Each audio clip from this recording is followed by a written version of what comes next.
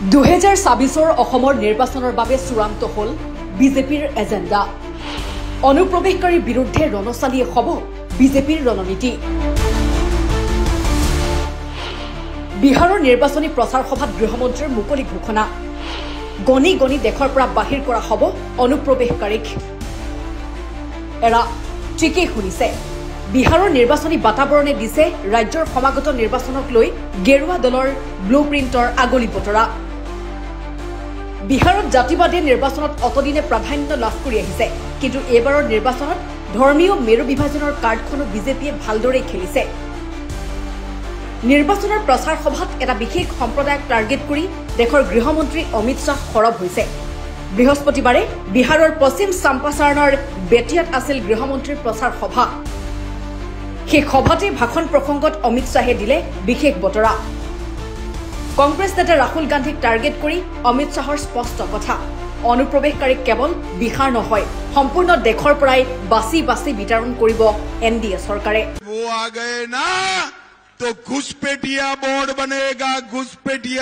बनेगा मुझे बताओ बेनीपट्टी वालों बिहार की मतदाता सूची से घुसपैठियाओं को चुन चुन कर निकालना चाहिए या नहीं निकालना चाहिए ये लालू और राहुल कहते हैं कि घुसपैठियाओं को स्वागत करो इनको बचाने के लिए लालू का बेटा और राहुल जी यात्रा निकालते हैं मैं कहकर जाता हूं लालू जी और राहुल दोनों कान खोलकर सुन लो भारतीय जनता पार्टी और एनडीए की सरकार न केवल बिहार से न केवल मधुबनी और बेनीपट्टी से देश भर से चुन चुन कर घुसपैठिए को निकालने का काम करेंगे অসমতো অহা মাৰ্চ মাহত হ'ব নিৰ্বাচন বাজি উঠিছে ৰণদুন্দুবি হাজু হৈছে শাসক তথা বিৰোধীও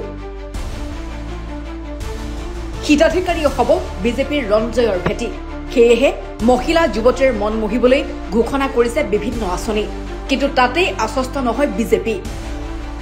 ভোটৰ মেৰুকৰণৰ বাবে সাজু কৰিছে আন এক পন্থা মূলতঃ এটা বিশেষ ধৰ্মৰ বেদখলকাৰীৰ বিৰুদ্ধে কঠোৰ স্থিতিও এনে ৰণনীতিৰ অংশ বিশেষ সেয়েহে বিজেপি চৰকাৰ পুনৰ বেদখলকাৰীৰ বিৰুদ্ধে জপিয়াই পৰিব বুলি সতৰ্কবাণী দিছে মুখ্যমন্ত্ৰী ডক্টৰ হিমন্ত বিশ্ব শৰ্মাই ৰাজ্যত উচ্ছেদ অভিযান চলিবই মই যেতিয়ালৈকে মুখ্যমন্ত্ৰী থাকো মিয়া মুছলমানৰ লগত মোৰ যুদ্ধ চলি থাকিব কোনো ক্ষেত্ৰতে বোলে জুবিন গাৰ্গৰ মৃত্যু হল তাৰ কাৰণে মিয়াবিলাক ৰক্ষা কৰিলে এইটো নহয় অৰ্জুন সব্যসাচী আছিল